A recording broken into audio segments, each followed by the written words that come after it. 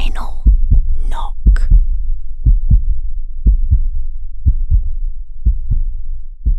The moment I read those messages, I realized something terrifying. The woman I'd spent years loving wasn't just cheating on me, she was laughing about it.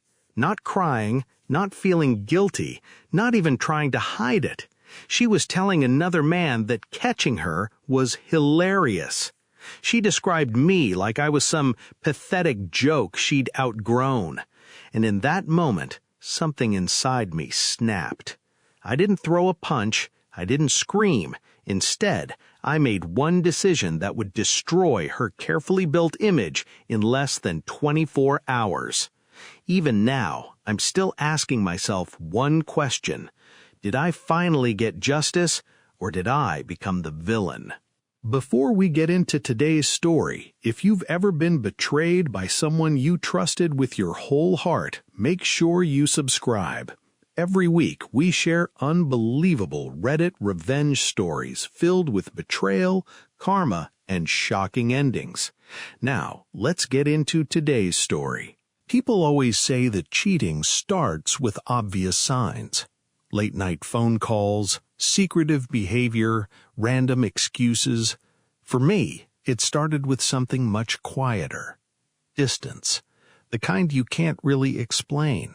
She still texted me every day. She still said she loved me. She still hugged me when we met. But it felt rehearsed, like someone acting in a movie they'd already grown tired of filming. Whenever we spent time together, her phone seemed glued to her hand. She'd smile at messages that had nothing to do with me. If I asked who she was talking to, she'd answer so quickly that it almost sounded prepared. Just people from work. That answer became her favorite sentence. She worked at a busy restaurant where everyone was close. Long shifts, late nights, managers joking with employees, people hanging out after work. I'd never wanted to be the jealous boyfriend. Relationships don't survive without trust, so every time my instincts whispered that something wasn't right, I silenced them. I convinced myself I was overthinking. I even apologized to her once for asking too many questions. Looking back, that apology still embarrasses me, because while I was worried about being controlling, she was busy making me look like a complete fool. One weekend, I spent almost the entire day helping her mother move into a new home. Boxes, furniture, sweating in the heat, driving back and forth across town. Her mother kept thanking me. "You've always been so good to us." Those words hit differently now. Because while I was carrying couches up flights of stairs, my girlfriend was carrying on conversations with another man. Not just casual conversations, flirting, sexual jokes, private photos, plans to meet outside of work, all while I believed I was helping build a future with her family. If irony could laugh, it would have been laughing at me that day. The first real crack appeared because of pure accident. She left her phone on the kitchen counter while taking a shower. Normally, I would have ignored it. I respected privacy. I never wanted to become someone who snooped through another person's phone. But that strange feeling, the one I'd been ignoring for weeks, wouldn't leave me alone. It felt like my stomach already knew something my brain refused to accept. My hands were actually shaking when I picked it up. For a second, I almost put it back down. Maybe I was wrong. Maybe I'd find nothing. Maybe I'd hate myself afterward for invading her privacy. Then a notification appeared.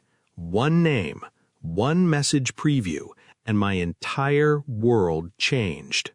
It wasn't even subtle. There weren't coded messages, no clever disguises, no innocent explanations, just open flirting, the kind couples exchange when they're completely comfortable with each other. Compliments, dirty jokes, sexual teasing, inside jokes that clearly stretched back weeks, maybe months.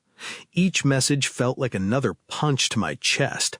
I kept scrolling, and every swipe made breathing harder. The worst part wasn't that another man wanted my girlfriend.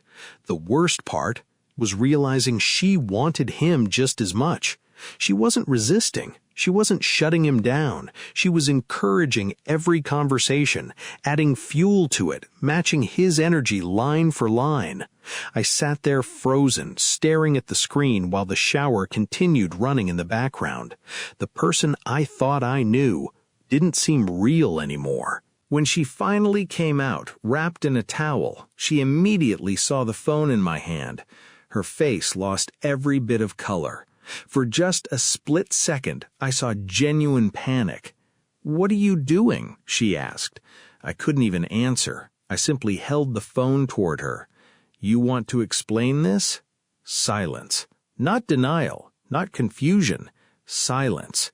She knew. She knew she'd been caught. Eventually, the excuses started pouring out. "It wasn't serious. We were only joking. It didn't mean anything. Nothing physical happened." Amazing how every cheater seems to memorize the exact same script. I looked her straight in the eyes. If it meant nothing, why hide it? She had no answer, only tears. But those tears didn't feel like remorse. They felt like fear. Fear of consequences, not guilt. Against my better judgment, I gave her one chance. One final chance. I told her to block him, delete everything, and all contact forever. "If you really want this relationship," I said quietly, "prove it." She nodded immediately.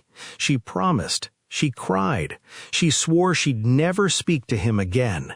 And somehow, despite every warning sign, I believed her. Because when you love someone deeply, your heart has an incredible ability to ignore what your eyes can already see. I wanted to believe that this nightmare was over. I wanted to believe honesty still had a chance. I had no idea.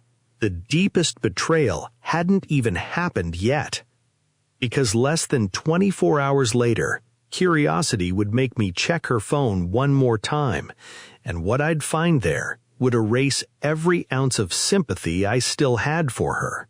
People like to believe betrayal is a single moment, one kiss, one lie, one message, but that's not how it works. Betrayal comes in layers. The first layer hurts, the second one changes you, and the third is the one you never forget. That night, after our argument, she barely spoke to me. She cried. She apologized. She hugged me tighter than she ever had before. She even let me watch as she blocked his number. "See," she whispered, "he's gone." I wanted to believe her. More than anything, I wanted this nightmare to be over. I went home emotionally exhausted, convincing myself that maybe people really could make terrible mistakes and learn from them. Maybe this would become one of those painful stories couples survived together. Maybe love was stronger than temptation. But deep down, there was a tiny voice refusing to stay quiet. It kept asking one question. If she lied so easily once, why wouldn't she do it again? I hated that voice. I told myself it was insecurity, paranoia, fear. Still, it wouldn't leave me alone. The next day, we met for coffee. She acted almost cheerful. Too cheerful. She laughed at little jokes. She reached for my hand. She talked about weekend plans as though nothing had happened. The performance was almost convincing. Almost. Because every now and then, she'd glance at her phone with the faintest smile before quickly locking the screen. Most people wouldn't have noticed. I did. Not because I was suspicious anymore, because I'd finally started paying attention. Later that evening, another opportunity presented itself. She stepped into another room, leaving her phone charging on the kitchen counter. I stared at it. My heart started racing. I didn't want to look. I genuinely didn't. Checking someone's phone twice in 2 days wasn't the person I wanted to become. Trust should never need surveillance. But trust had already been shattered. All I was looking for now was the truth. I picked up the phone, unlocked it, opened iMessage, and there it was. His name. Again. Less than 24 hours after promising she'd never contact him again. She hadn't just broken her promise, she'd broken it almost immediately. My stomach dropped. There wasn't even a pause between their conversations, no hesitation, no guilt. It was as if our emotional confrontation the night before had never happened. She'd simply found another way to reach him. I kept scrolling. Every message made my chest tighter. Then I reached the conversation that completely destroyed me. He asked what happened after I discovered everything. She replied with a laughing emoji. Then she wrote something I'll probably remember for the rest of my life. She said getting caught was, honestly, hilarious. Hilarious, not heartbreaking, not embarrassing, not regrettable. Hilarious. I read the sentence over and over. My hands began shaking so badly I nearly dropped the phone. But she wasn't finished. She told him I was overreacting, that I'd calm down eventually, that she only needed to deal with me for now. Then came the line that hit even harder. Once we're done, I'll text you. Just like that. We. As if our relationship already had an expiration date. As if I were nothing more than a temporary inconvenience standing between her and the man she actually wanted. Everything we'd built together, reduced to a waiting period. Then she started describing me, not as her boyfriend, not as someone she'd spent years with, not as someone who had spent an entire week helping her mother move into a new home. No, she described me like I was pathetic, someone easy to manipulate, someone who'd always forgive her, someone she could lie to without consequences, someone she didn't respect. Reading those words hurt far more than discovering the flirting itself. Cheating destroys trust. Disrespect destroys dignity. And in those messages, I realized I'd lost both. Something inside me went completely silent. Not anger, not sadness, just silence. The kind that comes when your brain finally accepts a truth your heart has been refusing to believe. This relationship wasn't dying. It had already died. I was simply the last person attending its funeral. I gently placed the phone back exactly where I'd found it. When she returned a few minutes later, she smiled at me. That smile made my skin crawl. "Everything okay?" she asked. I smiled back. "Yeah," I replied. "I've just been thinking."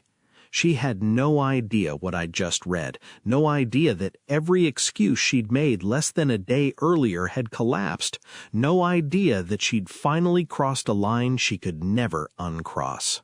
I drove home in complete silence. No music, no podcasts, just the sound of my tires rolling across the highway.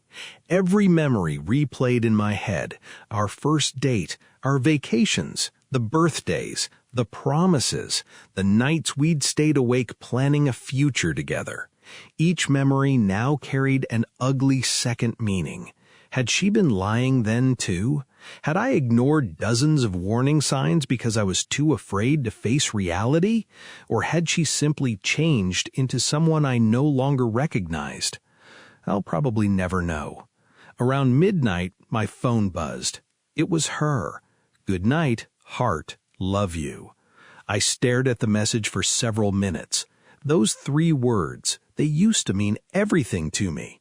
Now they looked empty, like lines copied from a script she'd been reading for months. I didn't reply. Instead, I opened my laptop. For the first time, I stopped asking myself how to save the relationship. I started asking a different question. How many other people deserve to know the truth? Her mother, who had trusted me enough to help her move. Her boss, who probably had no idea employees were exchanging explicit messages during work hours, the restaurant owner, the other man, maybe even people following her carefully curated social media accounts where she portrayed herself as honest and loyal. The more I thought about it, the more I realized she wasn't just lying to me, she was lying to everyone. Then another realization hit me. She wasn't sorry she'd cheated, she was sorry she'd been caught. Those are two completely different things. If I had never looked at that phone, she would have kept texting him, kept laughing about me, kept calling me a joke, kept planning a future with another man while pretending to build one with me. That thought erased the last bit of sympathy I had left. For hours, I sat at my desk staring at screenshots I'd saved from her phone. Each image told the same story: flirting, sexual jokes, mocking me, making plans, lies. So many lies. My cursor hovered over the send button more times than I could count. I kept asking myself one final question. If I expose everything, will I regret it? I honestly didn't know the answer, but I did know one thing. She had controlled the narrative long enough.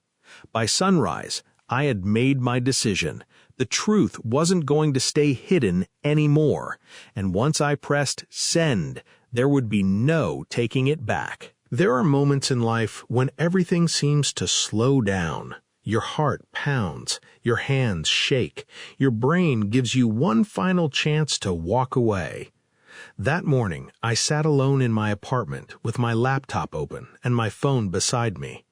On the screen were dozens of screenshots, weeks of flirting, sexual messages, photos, jokes about me, promises to meet up. Every lie she'd told me had been preserved in black and white. I stared at the folder for what felt like forever. A part of me hoped I'd close the laptop, delete everything, and simply disappear from her life. That would have been the healthier choice, probably the wiser one too. But then I remembered that message. Getting caught was hilarious. The word echoed in my mind like someone ringing a bell. Hilarious. My humiliation had been entertainment to her. Every ounce of hesitation disappeared. I took one deep breath and clicked send. The first message went to the man she'd been flirting with. I wasn't interested in threatening him. I wasn't looking for a fight. He deserved to know exactly what kind of person he'd been talking to, and he deserved to see how she'd been playing both sides. I attached the screenshots. No dramatic speech, no insults, just the evidence. A few seconds later, my phone buzzed. He had already seen the message. My stomach tightened. He was typing. Then he stopped. Typing again. Stopped. Finally, one short reply appeared. I didn't know everything. That was it. No apology, no explanation, no attempt to justify what had happened. Just one sentence. Whether it was true or not, I honestly didn't care anymore. The next message was harder. Her mother. I opened our conversation and just stared at the screen.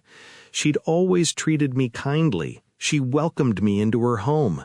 She thanked me for helping her move only days earlier. I knew this message would hurt her. That thought almost stopped me.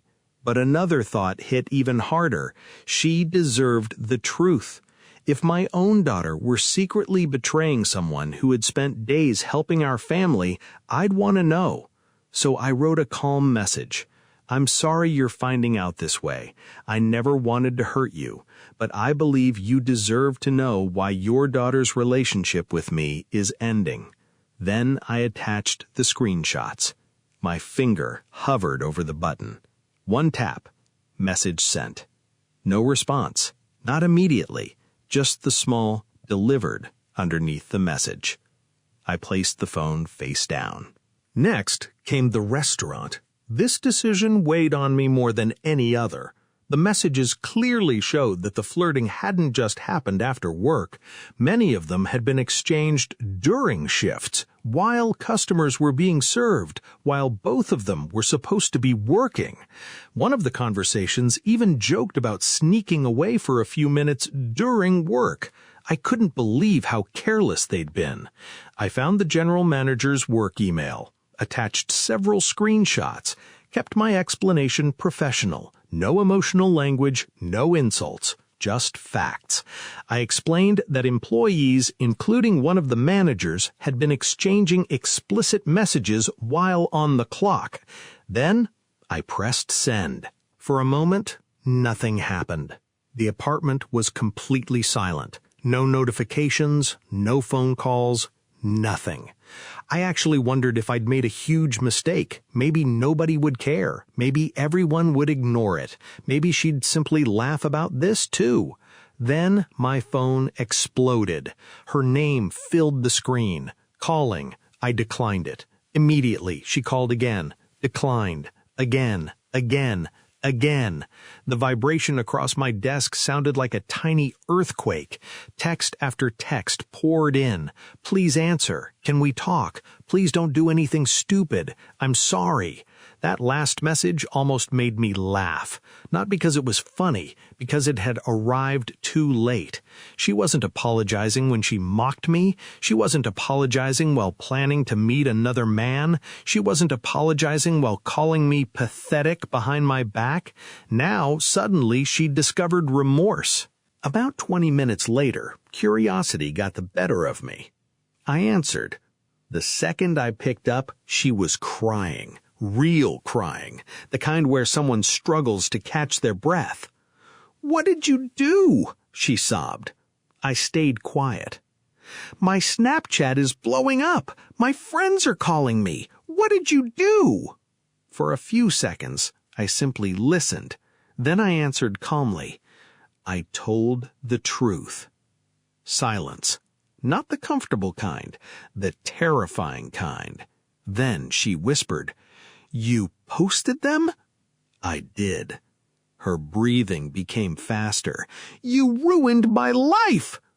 I looked around my apartment. Broken picture frames, a hoodie she'd left behind, the coffee mug she'd bought me for my birthday. Everything reminded me of the life she already ruined. "My life was ruined," I replied quietly, "the moment I realized the woman I loved thought humiliating me was funny." She switched from crying to anger. "You had no right. You invaded my privacy. You embarrassed me." It amazed me how quickly the conversation became about her pain instead of mine. I finally interrupted. "Privacy? You lost the right to talk about privacy when you involved another man in our relationship." Another long silence. Then she whispered something I never expected. "I never thought you'd actually do something like this." Neither did I. That was the truth. I wasn't proud of the person I'd become over the previous 24 hours. I barely recognized myself, but I also barely recognized the woman on the other end of the phone. An hour later, the general manager opened the email. I knew because I received a read notification. No reply. Just confirmation that someone had seen everything. My heart started racing again. For the first time since this nightmare began, I realized something. The fallout wasn't finished. It was only beginning. Inside that restaurant, people were about to start asking uncomfortable questions. Managers would be looking over their shoulders. Whispers would spread through the kitchen. Employees would wonder who knew what. And every shift after today would never feel the same again. By evening, my phone hadn't stopped buzzing. Mutual friends wanted answers. Some believed me immediately. Others accused me of going too far. A few simply said they wanted no part of the drama. I didn't argue with anyone. I didn't defend myself. The screenshots spoke louder than I ever could. The truth no longer belonged to me. It belonged to everyone who had seen it. Late that night, One final notification appeared. It wasn't from her. It was from someone connected to the restaurant. Just a short message. People here know now. Nothing more. No details. No explanation.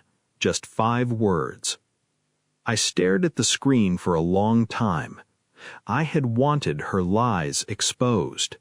Now they were.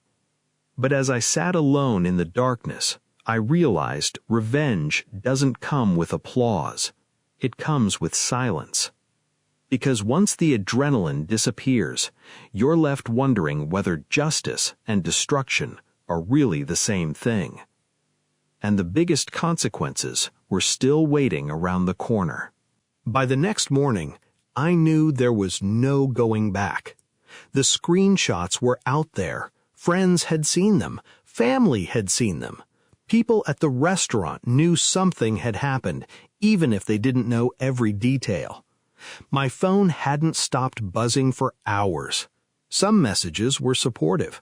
Others questioned why I'd exposed everything instead of simply walking away. A few people told me I'd done the right thing. A few told me I'd gone too far. For the first time since discovering the affair, I wasn't thinking about winning anymore. I was simply exhausted.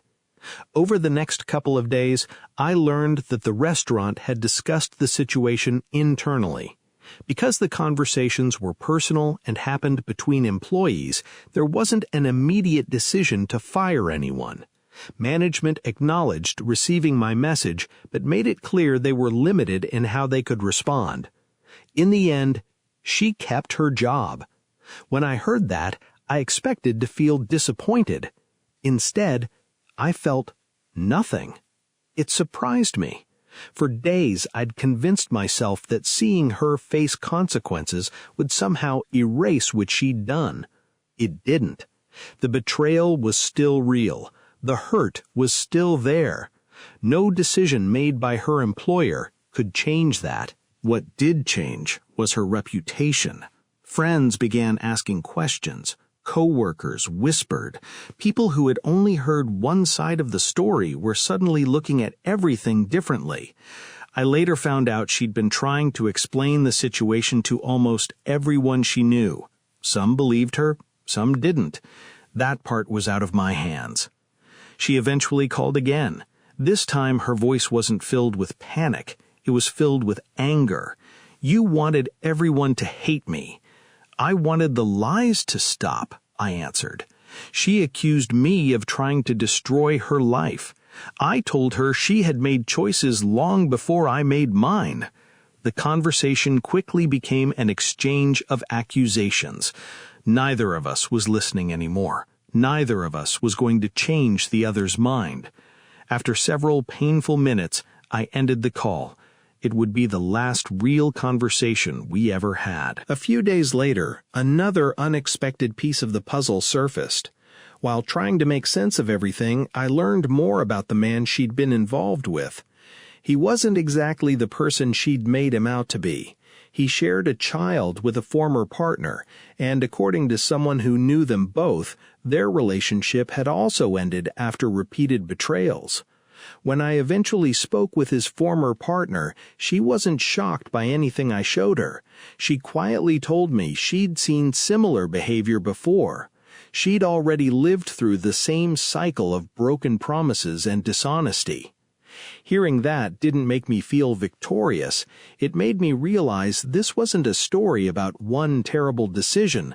It was a pattern that had hurt multiple people. For a long time, I kept replaying everything in my head. The first suspicious feeling, the promises, the lies, the messages, the moment I pressed send. I asked myself the same question over and over. Did I get justice, or did I let my pain control me? The honest answer is probably a little of both. I'm not proud of every decision I made. Pain has a way of convincing you that if someone else hurts the way you hurt, you'll finally feel better. But that's rarely how it works. The anger fades, the adrenaline disappears, and eventually, you're left with yourself. Looking back now, I realized the relationship had ended long before I admitted it to myself. The screenshots didn't destroy it. They simply exposed what was already broken. If I could give one piece of advice to anyone listening, it would be this.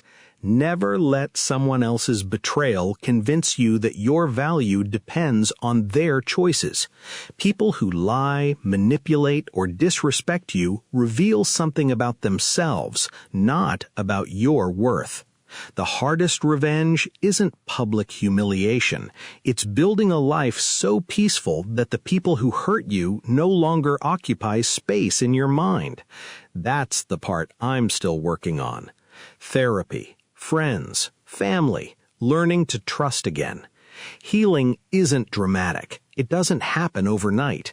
But unlike revenge, healing actually lasts. If this story made you think, let us know in the comments.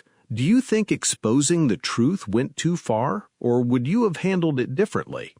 If you enjoy emotional Reddit stories filled with betrayal, difficult choices, and unexpected twists, don't forget to like this video and subscribe for more. Thanks for watching, and I'll see you in the next story.